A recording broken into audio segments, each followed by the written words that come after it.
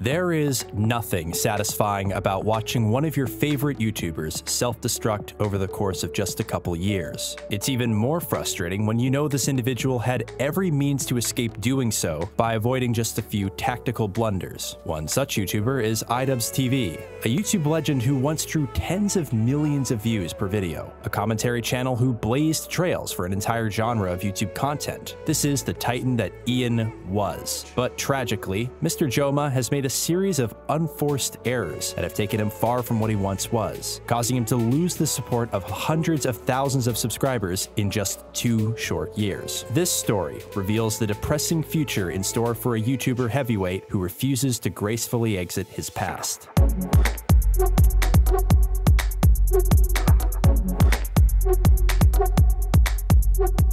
It's hard to overstate the amount of influence iDubbbz once had over the YouTube community back in the mid-2010s. As he was one of the first YouTubers I ever watched, it might not surprise you that iDubbbz was one of my earliest inspirations. For example, my series YouTube MD was directly inspired by Content Cop. Here, take a look. Hello and welcome, Anyway, he simultaneously demonstrated a chaotic comedic talent with an ability to critically and authentically examine internet culture. When you watched an iDubbbzTV video, you knew he had no agenda. It was rare in those days to find YouTubers who were able to balance shock humor with clear arguments that resonated with people. But this is exactly what made Ian stand out from the crowd of 2016-era YouTube edgelords who only knew how to say the F word and bully children. Ian knew the internet deserved a better class of commentary channel, and he delivered. The common thread in most of Ian's content was his particular talent for calling out scammers and liars. Kickstarter Crap was a series where he would call out questionable to fraudulent crowdfunding campaigns for their attempts to steal backers' money. And of course, there was his flagship series Content Cop, where he would call out large YouTubers for lying to their fans or engaging in unethical behavior with comedic sketches and on-the-street skits. The nature of these videos was often brutal and uncompromising, but this was from a lawless time back before advertising and content guidelines were enforced. Nobody was able to get a one-up on him because anything they could do, he would do better. For example, when Leafy Is Here, a YouTuber who had the honor of being featured in the Content Cop series, mocked Ian's receding hairline, he proceeded to shave it down even further in his response video. Or during the Keemstar Content Cop, where he went out to a California desert with his friend and repeatedly shot a gnome effigy with a 12-gauge shotgun. To give you an idea of how enthralling these videos were, one user said of the Keemstar Content Cop when it was released, his arguments are absolutely perfect, while also being really funny and calling out an absolute shit-arse for what he is, better than anyone has done before. The last Content Cop was released all the way back in 2017, and it was definitely one of the weakest of the bunch. Anticipation had been building since his wildly successful Tana Mojo Content Cop, where he exposed her for being a hypocrite on racial slurs, and everyone was wondering what would come next. I remember everyone making predictions about who it would be. Would it be Logan Paul? Jake Paul? Maybe Keemstar Part 2? Instead, iDubbbz gave us Content Cop Rice Scum. The video itself was well written and made a few good points. Hell, I even defended the video at the time. But ultimately, this final Content Cop had very little effect on Rice Scum. Those who hated Rice perhaps hated him a little more, but it did little to diametrically shift public opinion against him. It wasn't that it was a bad Content Cop, it was just the format itself had been worn out. In retrospect, it was more like a reprisal act. It didn't fill a content void the way that the Keemstar or Leafy Content Cops did. I suspect this is also the reason why there has been no new Content Cop in the last 6 years. It's not like there's been no poor behavior on the internet in need of being called out, far from it, but there are so many talented creators already calling them out that Ian's Content Cop work is finished. He could trade his policeman hat for some laurels to rest on and pivot to less intense personal passions like his friends Filthy Frank with his music career or Max Mofo and Anything for Views with the Cold Ones podcast. At least this is how things should have gone if they were allowed to take their natural course. But if you're familiar with this story, you'll know that's not how it played out.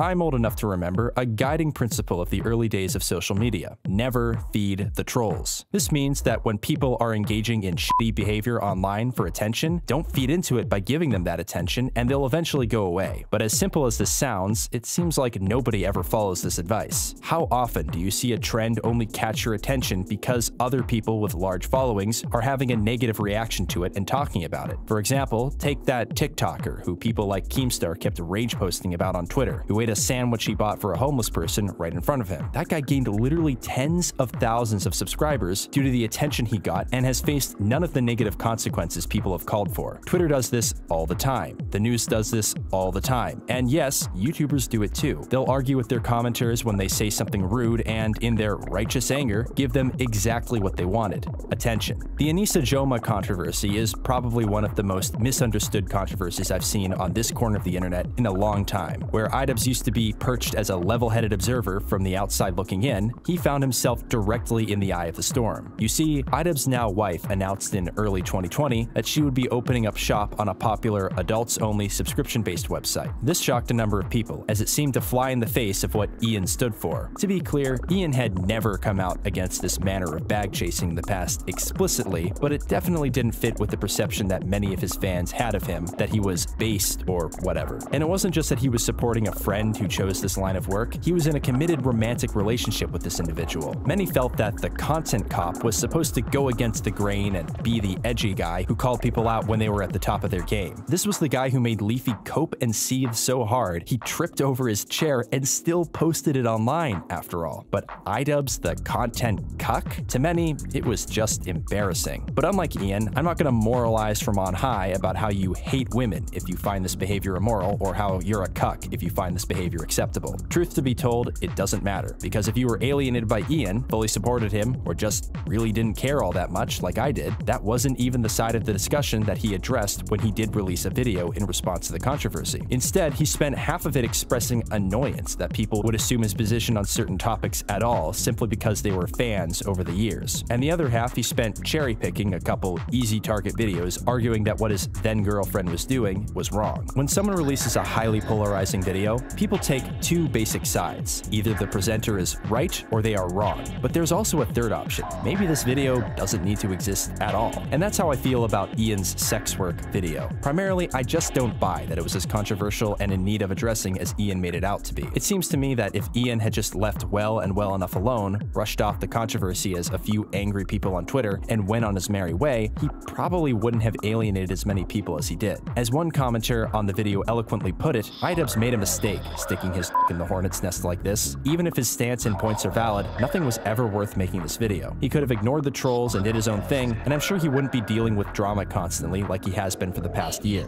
But consider this. This is iDubbbz we're talking about. This isn't some ignoramus who's completely disconnected from reality and who has no idea how to handle backlash. Can we really say that he had no idea how poorly this video would come across? This is the content cop, for Pete's sake, a grandmaster of 4D chess, and you'd be right. The only way these actions make sense is if they were intentional. And to illustrate this point, we need to pay another visit to the second time iDubbbz bled, the documentary on Sam Hyde. If you're watching this video, chances are you've also seen my analysis on the Sam Hyde documentary incident, where I concluded the entire incident was a tactical error on Ian's part. But now that we have more context about Ian and the direction he wants to go with his channel, I think it's worth revisiting the saga in a new light. I highly recommend you watch my video if you haven't already, as I stand by most of what I said. But as a recap, Ian visited Sam Hyde in 2020 to film what he implied was a "Where Are They Now" documentary. Over the course of roughly 1 week, Sam trolled Ian through a series of ruses, including pretending to have a pill-addicted girlfriend and pretending to have pivoted to producing hip-hop tracks such as "Swag Like iDubbbz" full-time. I was like, I'll bring it back. So I was like, hold up. The climax of the encounter was reached when Ian sat Sam down for an interview, where Sam eventually revealed everything Ian had filmed was made up. And she doesn't do drugs. No, she does hair and nails. The footage was not seen until about 2021, when Sam uploaded his footage from the visit himself, seemingly forcing Ian's hand to finish the documentary, which he finally uploaded a few weeks later. The reason why it's important to revisit this affair is because Sam's publicly stated opinions about the meeting began to sour in the months following it, including after my video was released. In the pretext to Sam's cut, he notes several times that he never gaslit iDubbbz to make him look like a fool. He did so to make the video entertaining, but since then, we've seen his explanation of the events change, now stating that he knew all along that iDubbbz came to Rhode Island in an attempt to make fun of him, and to show how he's fallen off. But the documentary was extremely well cut, it was neutral, it represented what happened. I think he was as neutral as he could be. I know that some people are like, oh, you mentioned racism. He's got 8 million subscribers. He has to mention racism. After the documentary came out, we put out a video that was our response to it. And that was to give him an out. Like I knew from the get-go that he was coming out here to make me look bad. Sam's harmless jokes were therefore actually countermeasures to get one over on him, to puppet master the puppet master, if you will. But whether Sam knew Ian's intentions ahead of time or not, Ian's recent actions have caused me to rethink everything. The more I think about it, Ian could have chosen anyone in the entire world to make his documentary about. There's certainly people who are more well-known who he has access to, so why did he choose Peanut Arbuckle? You see, this all goes back to iDubbbz's previous video about his wife. He wasn't just epically owning people who had an unhealthy obsession with him, he was actually making a personal statement about how he's matured as a person. In fact, Ian would go on to expand on this idea in his Froggy Fresh response video and harp on the point further in the I Miss the Old iDubbbz video, both of which we'll discuss later. Suffice it to say, Ian has wanted to make a video where he explains why he is moving on for a long time now, but part of me wonders if maybe he already tried to make that video with the Sam Hyde documentary. You see, when you create any piece of content, you're supposed to try to tell a story, and documentaries are no different. Maybe he was going to use Sam as an example, a cautionary tale of the fate that lies in store for those who try to keep their edge and don't change with the times. Maybe he was going to use it as a justification for his newfound maturity. On the other hand, as compelling as I find this theory, that wasn't the video we ended up getting. Instead, the documentary just kind of fizzled out after Sam revealed his antics to Ian. But even if Ian intended to make something more substantive, his hypothetical lack of follow-through was probably for the best. Looking at the successes that Sam and his $1 Million Extreme crew have seen in recent years, with the popular Fish Tank and the upcoming MDE World Peace 2, his assumptions that shifting with the Overton window is the only way to stay relevant has aged about as well as Slenderman Gangnam Style. Ah, Slenderman Gangnam Style. Excellent choice. After the events of 2022, I was hoping that iDubbbz had finally found some peace. Despite opening Pandora's box by messing with Sam Hyde, he did get the last word out on Sam and had redirected his focus towards his YouTube boxing promotion career. It should have been a time for him to recenter on the content he really cared about without distraction, but sadly, this is where iDubbbz made a third and near-fatal unforced error. For some context, iDubbbz's focus for the last 2 years has been on an annual event called the Creator Clash. It's a YouTube influencer boxing event with the simple goal of having fun and raising money for charity. YouTube influencer boxing has been around for about half a decade now, with the very first fight being between UK YouTubers Joe Weller and Theo Baker, which took place at a no-audience UK studio in 2017. One of the largest YouTubers in the UK, KSI, challenged the winner of the match. Since then, the stakes and cash have been growing seemingly exponentially, with contests like KSI v Logan Paul 2 and Floyd Mayweather v Logan Paul generating well over 1 million paid viewings, numbers that are comparable to professional bouts without YouTubers. Even Sam Hyde joined in on the craze in 2022, where he successfully defeated his opponent under the pseudonym The Candyman. But boxing and MMA have always been bitter contests inside the ring and out. Your wife is in me DMs! iDubbbz didn't want to create just another boxing event. His vision for Creator Clash was a more casual, friendly contest with no fake beef, no ugly drama, and no Muppets screaming Walmart at each other during a face-off.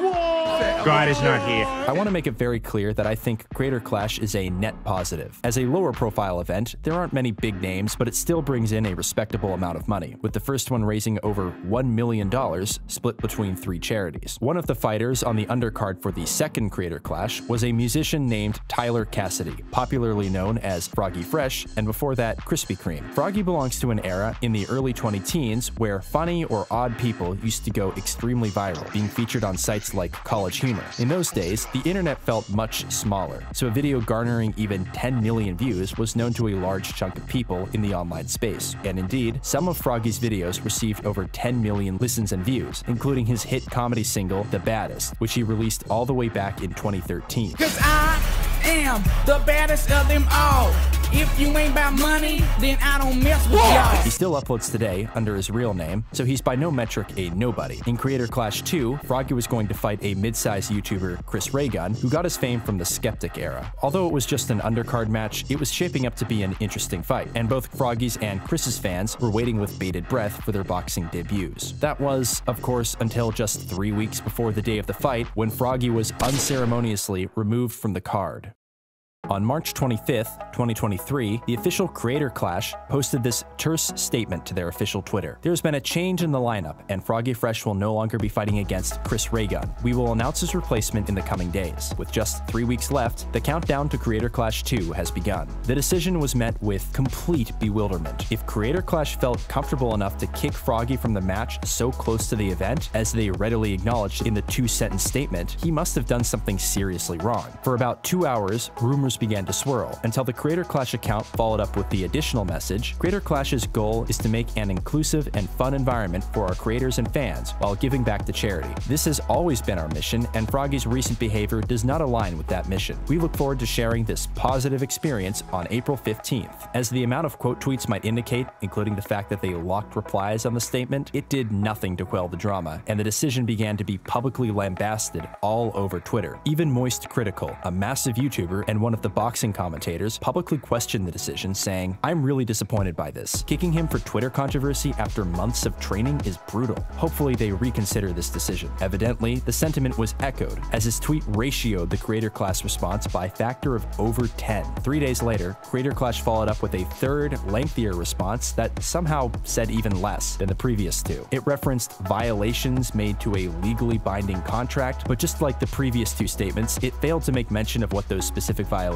were. The whole thing read like the same non-answering stonewall of text you'd get from an out-of-touch corporate entity apologizing for making a racist pair of socks or something, not an explanation that actually showed respect to the fans. It was the exact kind of behavior Ian might have once criticized, and once again, many fans found this unsatisfactory. By this point, there were 3 main theories for why Froggy was removed from the fight. First, it could have been a joke he had made where he said if he lost the fight, he would force himself to subscribe to Anisa's content. On April 15th, if I don't hurt you beyond what anybody could have imagined, I will be so disappointed in myself that I will subscribe to Anisa's OnlyFans. A lot of people seem to run with this theory at first, although I always found it to be tenuous. Despite this, Ian had already earned himself a reputation as being emasculated and thin-skinned by some, so those individuals ran with the idea that he had interpreted it as a malicious dig and thus gave Froggy the axe. The second theory had to do with a Twitter tussle Froggy had with Anisa's mother. And no, I'm not making that up. An account that has all but been confirmed to be hers started referring to him as an imp and publicly calling for his removal. Froggy then retaliated in a couple of quote tweets. Given that her wish for him to be nixed was eventually granted, it wasn't hard to see why she could have been the reason for his removal. The third and most popular theory was that it was a direct response to Froggy training with none other than Sam Hyde. After all, if there's anybody who can piss off iDubbbz, the Candyman can. For context, Sam had been offering to train just about anybody for the last 2 years. With the release of Getting Away With It, iDubbbz and his boxing event were now directly in the Ghost of Kiev's crosshairs. In preparation for the first Creator Clash, Sam successfully trained Harley of Epic Mealtime fame, Harley Morenstein is here, in his bout with Aaron Hansen from Game Grumps. He offered to train iDubbbz in his fight against Dr. Mike, but obviously this was ignored since the static between Sam and Ian had been growing ever since 2020. In fact, despite being Harley's trainer at the first Creator Clash, Sam and his representatives were not allowed to attend the event at all because Ian thought there was a good chance he would do something to make a scene, which, let's be honest, is not that unreasonable of an expectation. We have a sad Sam Hyde at home watching this. Do you want to say shout out Sam Hyde? Sorry Sam Hyde that happened to you. A couple of weeks after the event, iDubbbz did go on to address the controversy for a 4th time, and finally provided some answers. But before we get to that, remember that with Froggy being pulled from the event, this means Chris Raygun was without an opponent. But Ian and Anisa were here to save the day, and to fight the 5'4", 130-pound Chris, they quickly subbed in William Haynes, a 5'10", 145-pound menace. Now obviously a new fighter who hadn't been training for this event until being brought in at the last minute is going to be at an inherent disadvantage, but Haynes stood a staggering 6 inches taller than Froggy Fresh. This switcheroo was borderline evil, and of course, the fight went about as well as you'd expect, ending in the 2nd round on a TKO. Although to Chris's credit, he took this injustice in stride. Other than that and a few other day of incidents that got brief attention, the overall event was a relative success, and most of the attendees had a positive experience. And a few days after the event, YouTube drama did what YouTube drama does best and died out. But this wasn't good enough for iDubbbz. He was unsatisfied with how the narrative had ended, and he would have the final say, even if it would damage his reputation beyond repair. About 4 days after Creator Clash 2, Ian and Anisa joined Ethan Klein on the H3 podcast for a post-event interview. They discussed the fight and made some vague comments about negativity online. You know, stress from the event accumulating because we had, you know, plenty of drama and, you know, just criticism and everything online. It's just like it all kind of builds up. Although they were clear that it didn't carry over to the event itself. At the very end of the 45-minute interview, Ian announced that he would be addressing controversies on his main channel. Then, about 2 weeks later, the video was realized, titled Addressing the Froggy Fresh Drama. It's hard to describe just how redundant this video is, but even the substantive points he tries to make fall painfully flat. He starts the video by explaining he didn't want to address the controversy earlier because he was worried it would jeopardize the success of the event. The reason I didn't address any of this sooner is because I was terrified of jeopardizing the success of the event, because there are a lot more people involved in this than just Anisa and I didn't want to f it up for them. These are people that I really care about, and I felt like it would be very selfish if I was like, I understand public perception right now, guys. I'm just gonna make a quick 10-minute video and I'll squash all the rumors, I'll squash all the beef. Which doesn't make sense given that he did address the controversy already in a statement, twice. Just because the statements were shitty doesn't mean that they didn't happen. For some reason, Ian thought that confusing everyone to the point that his own event commentator came out publicly against the decision was some act of sanctity. And I'm not sure how forcing your undercard fighters to come to your aid in Twitter Spaces is shielding everyone from the drama. But hey, who am I to question the content cop? Ian goes on to explain that the main reason why Froggy was kicked from the event was for his association with Sam Hyde. Now, as I've shown before, things have changed with Sam and Ian's relationship since the Getting Away with It documentaries. I'm sure some of you are expecting me to leap to Sam's defense and portray him as Ian's only hope to restore his masculinity or something, but Sam has since made comments about Ian and more so Anisa that give the couple more than enough reasons to not want to associate with him, much less have him come to their event. Also, in Anisa's own words, Sam, you are a scorpion and Ian is a frog. Yes, scorpion because I flipped it on him when he came out here to make me look like an ass? I don't think so, Anisa. Oh. This much is totally fair, but to say now that anyone who associates with Sam shouldn't be allowed to participate in the boxing event is as sophomoric as it is cowardly, especially when this person has been training for several months to participate in the fight. Ian also attempted to show that Froggy never cared about the event by playing clips of comments he had made about e-girls and sex work. Yeah, I sure hope it does. The point he's making is that if Froggy was truly passionate about the event, he wouldn't have made the statements that he did. For anyone who's under the impression that Froggy has been like reasonable and chill and respectful through this whole process, he hasn't been. He's talked mad shit about me. Ian doesn't want people who are bigger and more talented than him upstaging him. That's what it is. Anisa. Ian's masculinity has been completely removed via Anisa. Participants of the event. He doesn't like the culture of Creator Clash, and he mentioned that. And Chris Raygun and all these people, it's like some big ethos worshiping party at these things. To be honest, I thought it was quite the gift to you that we'd kick you off the card. You have no more obligations. The problem is that most, if not all, of the comments disparaging the event were made after he was removed from the card. In context, they sound like Froggy lashing out because he was upset by the whole situation. So unless Ian has a time machine, this was just a disingenuous attempt to retroactively justify his actions. While much of the video was deceptive and misleading, probably the most egregious error was a lie by omission at the end of the video. You see, Froggy had publicly claimed that Creator Clash had contacted him with a legal request to forfeit the $15,000 he had been given for training. Ian addressed this by saying that Creator Clash is not suing Froggy for the $15,000 and they would be leaving it at that. By the way, we weren't suing Froggy.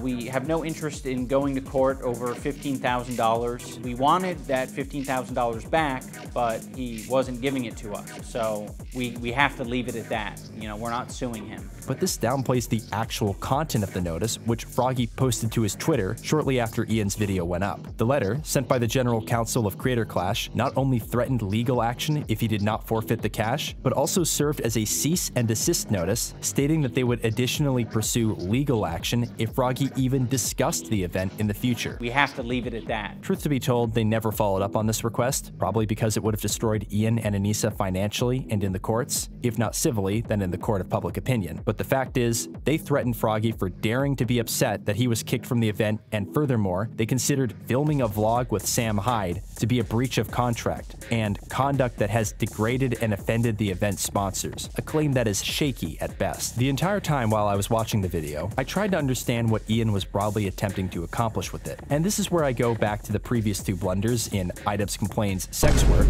and Getting Away With It. In all three videos, he tried to draw a contrast between himself and whomever the subject of the videos were. In the Complains video, it was about overly obsessed fans who blew a gasket over his girlfriend. Maybe not the best phrasing. In the documentary, it was about Sam Hyde and the consequences of never maturing. Both of those videos failed in their own ways, as we've seen, but with his Froggy Fresh response, it comes across as Ian putting himself on a pedestal as a reformed man who now champions sex work because he loves women more than Froggy. One part of the video that stuck out to me was where he stated that he had spread a lot of negativity on the internet and wishes to turn a new page in his book and make amends for that. I think a lot of the content I've made has been irresponsible and misguided, and I think I've hurt a lot of people with the content I've made. You know, despite many people being entertained by it, you know, I'm not trying to take that away from you, and I think I've done a lot of bad, and you know, at the bare minimum, I've just put a lot of negativity out there in the world, and I'm working on not doing that. But it's hard to interpret this video where he edited clown emojis over his descendants' faces and shot strays at other YouTubers who had nothing to do with this drama as some heartwarming act of positivity and maturity. It was all the bite of Content Cop without the substance. Truth to be told, those who were on Froggy's and Sam's side were never going to find this defense satisfying, regardless of what Ian said, although Ian certainly didn't do himself any favors along those lines anyway. And even if Ian were right, it was hard to overlook how bitter and desperate he came across, just like the sex work video. The good fans in his community were so sick of the drama at this point that there were few who really wanted this video to exist at all.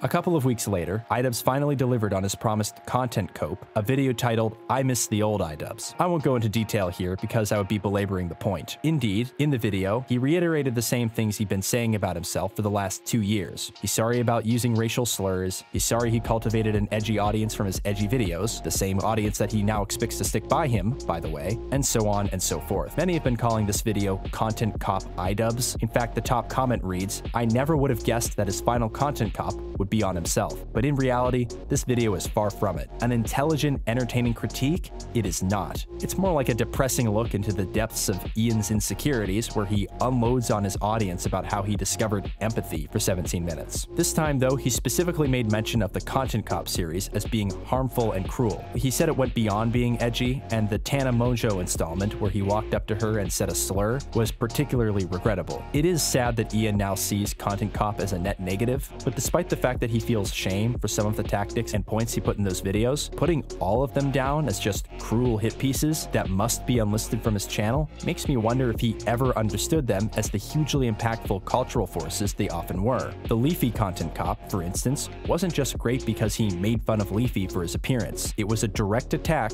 against an entire brand of content that was, frankly, 10 times as vicious as anything Ian ever produced. People who are hugely popular today, like Pyrocynical, shifted their entire career because of the seismic impact iDubbbz had on the commentary community. So if you don't see people bullying children and mentally disabled people on YouTube anymore, you partially have iDubbbz to thank for showing people it wasn't cool. But putting that aside, and putting aside the blatantly hypocritical statement that he no longer wants to be a negative person, despite his virulent and negative call-out of Froggy Fresh and others just 2 weeks prior, Ian has every right to feel bad about any cynicism he fostered in his audience. But like I said before, no content creator or artist who has been around as long as Ian has is without sin. Imagine if Filthy Frank came back to apologize to all women ever for making fun of feminism in his content, or if How To Basic apologized to all chickens for murdering their children. As much as we might like to think that this video somehow restores balance in the universe and heals some deep cultural wounds, it's the same self-serving trauma dump as any other YouTube apology video. After all, the worn-out platitude goes, actions speak louder than words, not the other way around. But Ian has shown in his own actions that he has matured beyond the content he made before, making this video yet another pointless addition to his collection of penitential lamentations. Going back to Ian's Froggy Fresh response, he said that he had no idea how the contents of the video would be received. I have no idea what public perception for this video is going to be. And I think there is no statement that better sums up the sad lows he has crumbled to. It reminds me of another quote from his video on sex work. You think it was cool when I was running around in an oversized cop outfit? Yes. You see, if you asked iDubbbz friends why his fan base turned on him, they'd probably say the fans never outgrew their COD 4 lobby, and they can't face the fact that Ian has matured beyond the unaesthetic 20-something-year-old he used to be. So, good riddance. And while this may be true in part, it's not even close to the whole picture. There are plenty of us out there who would love to see Ian make content he is proud of without being subjected to this cringy apology tour where he spreads his positivity all over everyone. People like me are disappointed not because Ian lost his edge, but because he lost his touch. The heart of content cop and Kickstarter crap were never that he was screaming racial slurs or being as offensive as possible. It was that he was able to call out some of the most prominent figures on the internet on their hypocritical and poor behavior without making it all about himself. A common sentiment among disenfranchised iDubbbz fans is that they wish he would go back to the sewer and eat some more pickles. But after seeing iDubbbz's final apology, I'm not sure that he even has that in him anymore. iDubbbzTV, more than any of his disillusioned fans, is stuck in the past. And unless something drastically changes, it's looking like he might stay there.